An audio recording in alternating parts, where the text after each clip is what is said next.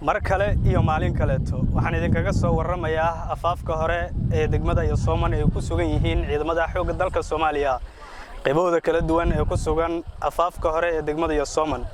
ciidanku dhawaan waxa ay gudaha u gali doonaan haddii ay yiraahdo degmada iyo Sooman oo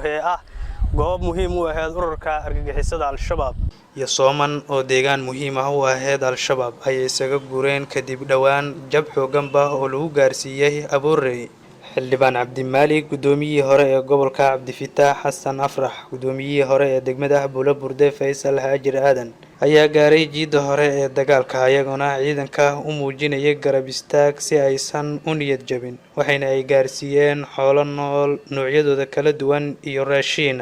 ayaguna ciidanka kula dardaarmay inay dagaalkooda ay sii xoojiyaan munaasabada guusha laga gaaray cadawga oo la jabiyay jabinta cadawga Soomaaliyeed waxay ka dhigan tahay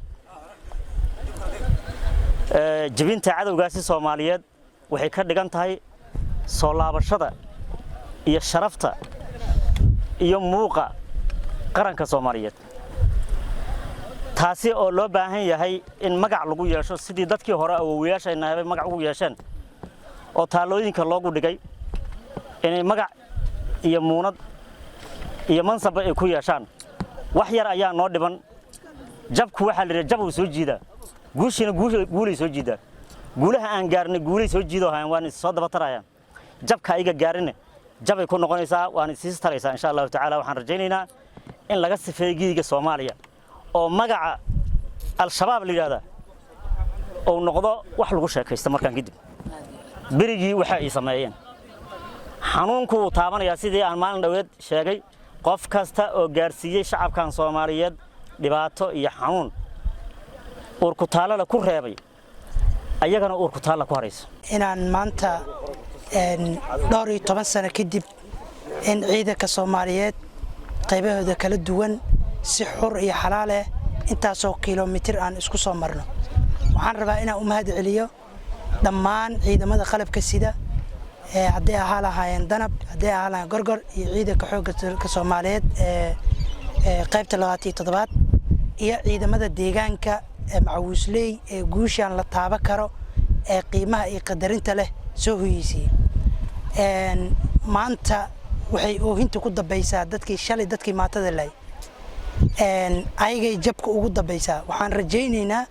in waqtiyada soo socoto haday ku fikirayeen hiiraan inay dad kala duwan yihiin inay hiiraan mid tahay inay ogaadaan haday dhahayaan dhinac kooxan u soconnaa kaliya adeeryaalow hal midaan nahay wixii walaalka dilaa adigana ku dilo annagu halaan nahay meesha aad maanta dhaawaca iimaydka u daldalaysidna saacadaha soo socda insha Allah taala wax baad kala kulmi doontaa hadduu alla idmo waxaan rabaa inaan meeshan ugu bishaareeyo inaan ciidanka ku wareejiyo neef geele oo ugu talagalay dhammaan mas'uuliyiinta kale ee dawladda goboleedka Hirshabeelle iyo dawladda dhexe qof kasta deegaanka ka soo jeeda walaalow imaaw dadkaaga waxay ku jiraan arag 4,000 iyo 10,000 iyo 5,000 oo qaadatid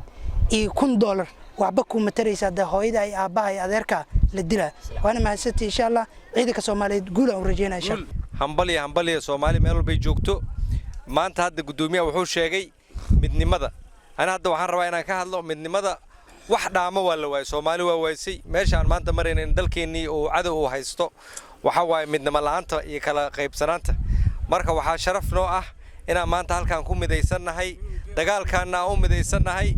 oo sidoo gudoomiyaha sheegay dhamaanteen aan u midaysanahay meesha la wada joogana ay tahay iyo Sooman يا سومري جوجا يا سومر ريهيران كلمارين يا سومر واتاس waa noo muuqataa marka waa u soconaa insha Allah laakiin muhiimadda waxa waa midnimo cid nagu aad ma jirto saana baashi ku wadayna insha Allah Askari Ali Raage warbaahinta qaranka afaafka hore ee Sooman